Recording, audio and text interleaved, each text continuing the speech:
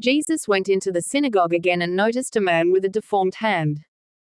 Since it was the Sabbath, Jesus' enemies watched him closely. If he healed the man's hand, they planned to accuse him of working on the Sabbath. Jesus said to the man with the deformed hand, "Come and stand in front of everyone." Then he turned to his critics and asked, "Does the law permit good deeds on the Sabbath, or is it a day for doing evil? Is this a day to save life or to destroy it?" But they wouldn't answer him. He looked around at them angrily and was deeply saddened by their hard hearts. Then he said to the man, "Hold out your hand." So the man held out his hand, and it was restored. At once the Pharisees went away and met with the supporters of Herod to plot how to kill Jesus. Jesus went out to the lake with his disciples, and a large crowd followed him. They came from all over Galilee, Judea, Jerusalem, Idumea, from east to the Jordan River, and even from as far north as Tyre and Sidon.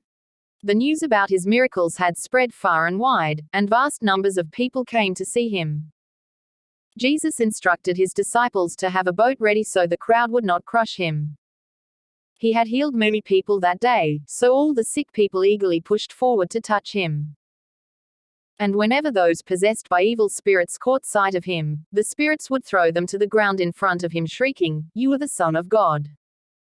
But Jesus sternly commanded the spirits not to reveal who he was. Afterward, Jesus went up on a mountain and called out the ones he wanted to go with him. And they came to him. Then he appointed 12 of them and called them his apostles. They were to accompany him, and he would send them out to preach, giving them authority to cast out demons.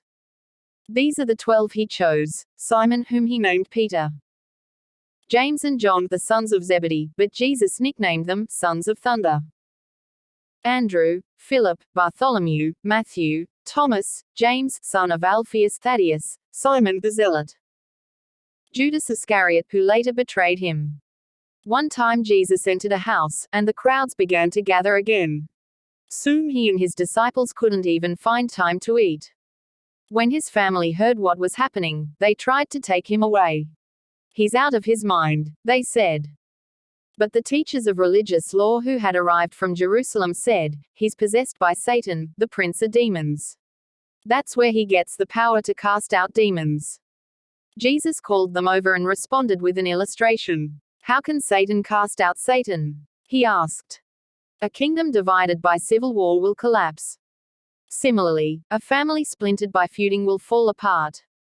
And if Satan is divided and fights against himself, how can he stand? He would never survive. Let me illustrate this further.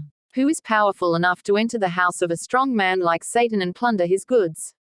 Only someone even stronger, someone who could tie him up and then plunder his house. I tell you the truth, all sin and blasphemy can be forgiven. But anyone who blasphemes the Holy Spirit will never be forgiven. This is a sin with eternal consequences." He told them this because they were saying, "He's possessed by an evil spirit." Then Jesus' mother and brothers came to see him. They stood outside and sent word for him to come out and talk with them. There was a crowd sitting around Jesus, and someone said, "Your mother and your brothers are outside asking for you." Jesus replied, "Who is my mother? Who are my brothers?" Then he looked at those around him and said, "Look, these are my mother and brothers. Anyone who does God's will is my brother and sister and mother."